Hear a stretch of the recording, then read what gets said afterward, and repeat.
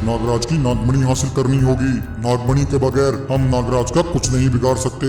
नागमणि हासिल करने की मेरे पास एक बहुत अच्छी तरकीब है। एक बार नागलोक में एक चुड़ैल नागराज और उसके बीवी बच्चों पर अचानक से हमला कर देती है। नागराज और चुड़ैल के बीच भयंकर लड़ाई होती है। नागराज अपनी बीवी बच्चों की रक्षा करते हुए चुड़ैल को बंदी बना लेता है और चुड़ैल को अपनी शक्ति से एक चील में बदल देता है। यह देखकर चुड़ैल कहती है, नागराज, यह तुमने मेरे साथ क्या किया? मुझे छोड़ दो नागराज, मुझे माफ कर दो। कृपया करके मुझे पहले जैसा बना दो। नागराज कहता है, चुड़ैल, यह तेरे कर्मों की सजा है। अब तू आज से इस चील रूप में ऐसे ही भटकेगी। इससे पहले कि मैं तेरी जान ले लूं, तू यहाँ से चली जा। नागराज उस चील चुड़ैल को मारकर वहाँ से भगा देता है। चील चुड़ैल रोती हुई वहाँ से भागकर शैतान लोक आ जाती है। वहाँ आकर वह शैतान से कहती है, शैतान महाराज, मेरी मदद करो। यह देखो, उस नागराज ने मेरे साथ क्या किया। मुझे उस नागराज से अपना बदला लेना है। शैतान कहता है, चुड़ैल, मैं तुम्हारी मदद क्यों करूं और उस नागराज ने तुम्हारे साथ ऐसा क्यों किया? चुड़ैल कहती है, शैतान महाराज, यह सब मैंने तुम्हारे लिए ही किया है। मैं नागलोक में उस नागराज से उसकी नागमणि चुराने गई थी। वह नागमणि बहुत ही चमत्कारी है। उसके अंदर अद्भुत शक्तियां हैं। मैंने सोचा यह नागमणि तो हमारे शैतान महाराज के पास होनी चाहिए। सिर्फ वही इसके असली हकदार हैं और तीनों लोगों के महाराज हैं। उस नागराज ने मुझे वहाँ बहुत मारा और अपनी शक्ति से मुझे एक चील बना दिया। और उसने यह भी कहा कि अगर शैतान ने उसकी नागमणि चुराने की कोशिश की तो वह उसके साथ भी ऐसा ही करेगा। ऐसा कहकर चुड़ैल झूठी कहानी बताकर शैतान को नागराज के खिलाफ भड़का देती है। शैतान गुस्से से कहता है, क्या कहा? उस नागराज की इतनी हिम्मत, उसने मुझे मारने की धमकी दी। मैं उसे जिंदा नहीं छोड़ूंगा। उसे अपनी नागमणि की शक्तियों पर इतना घमंड है। मैं उसे उसकी नागमणि छीन लूंगा और उसकी बीवी बच्चे सबको खा जाऊंगा। हाँ शैतान महाराज, तुम्हें उस नागराज के साथ ऐसा ही करना चाहिए। मुझे किसी तरह उस नागराज से अपना बदला लेना है और उसे जान से मारना है। शैतान कहता है, चुड़ैल, नागराज को हराने के लिए हमें उसकी नागमणि की जरूरत होगी। सबसे पहले हमें कैसे भी करके नागराज की नागमणि हासिल करनी होगी। नागमणि के बगैर हम नागराज का कुछ नहीं बिगाड़ सकते। नागमणि हासिल करने की मेरे पास एक बहुत अच्छी तरकीब है। तब ऐसा कहकर शैतान और चुड़ैल दोनों नागलोक आ जाते हैं। वहाँ आकर शैतान एक नागिन का रूप ले लेता है और चुड़ैल से कहता है, चुड़ैल, मैं नागराज और नागिन को कैसे भी करके नागमणि से दूर ले जाऊंगा। तुम मौका मिलते ही नागमणि को हासिल कर लेना। ऐसा कहकर वह शैतान जिसने नागिन का रूप लिया था वह नागराज और नागिन के पास आकर रोने लगता है और कहता है, नागराज, नागिन, मेरी मदद करो। एक शैतान ने मेरे बच्चे को कैद कर लिया है। वह शैतान मेरे बच्चे को खा जाएगा। नागराज, कृपया करके मेरे बच्चे को उस शैतान से बचा लो। नागराज कहता है, नागिन, तुम्हारा बच्चा कहाँ है? हमें उसके पास ले चलो। शैतान नागराज और नागिन को नागमणि से दूर ले जाता है। नागराज और नागिन के जाते ही चील चुड़ैल नागमणि को चुरा लेती है। वहीं दूसरी तरफ वह शैतान अपने असली रूप में आ जाता है। शैतान को देखकर नागराज और नागिन दोनों हैरान हो जाते हैं। तभी नागराज को याद आता है कि वह अपनी नागमणि गुफा में ही भूल गया है। लेकिन इससे पहले नागराज कुछ करता, शैतान नागराज और नागिन को कैद कर लेता है।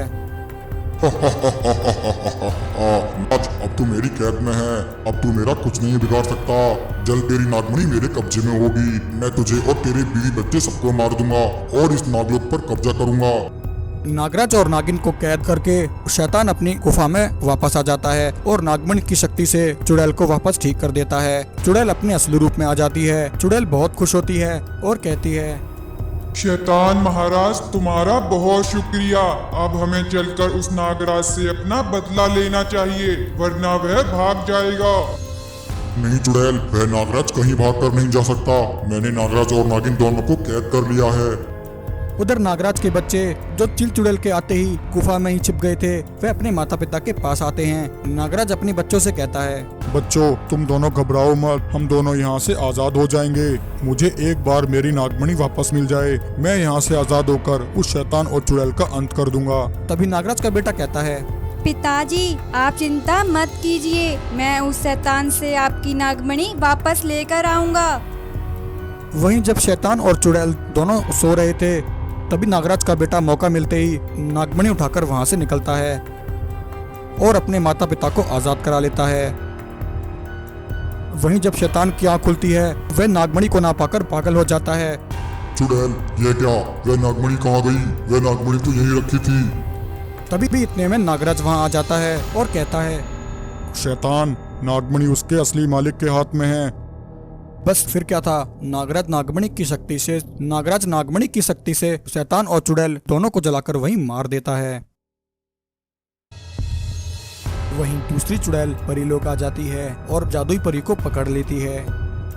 एक बार चुड़ैल लोक में शिकार की कमी होने से और कई दिनों से खाना न मिलने से चुड़ैलों की मुखिया अचानक से बीमार पड़ जाती है। चुड़ैल लोक की सभी चुड़ैलें इस बात को लेकर चर्चा कर रही होती हैं कि अब उनकी मुखिया को कैसे बचाया जाए। तभी एक चुड़ैल कहती है, चुड़ैलपुर की सभी चुड़ैलों, आज हमारे चुड़ैलपुर पर बहुत बड़ी समस्या आई है। हमें चुड़ैलों की रानी को बचाना होगा, जिसके लिए हमें जल परी का अंडा, जादुई परी का आंसू और नागलोक की इच्छाधारी नागिन का जहर चाहिए। जल्दी से जाओ और जल परी, जादुई परी और नागिन को यहाँ उठा लाओ।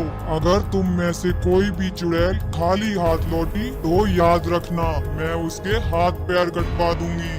चुड़ैल की बात सुनकर एक चुड़ैल परीलोक, एक चुड़ैल नागलोक और वहीं तीसरी चुड़ैल जलपरी को पकड़ने के लिए निकल जाती है। सबसे पहले एक चुड़ैल जलपरी के तालाब के पास आती है। वहां आकर चुड़ैल तालाब में एक जहरीली गैस छोड़ती है, जिससे तालाब में ऑक्सीजन की कमी हो जाती है और जलपरी तालाब से बाहर आ जाती है। चुड़ैल जलपरी को पकड़ लेती है और उसे लेकर वहां से निकल जाती है। वहीं दूसरी चुड़ैल परीलोक आ जाती है और जादुई परी को पकड़ लेती है।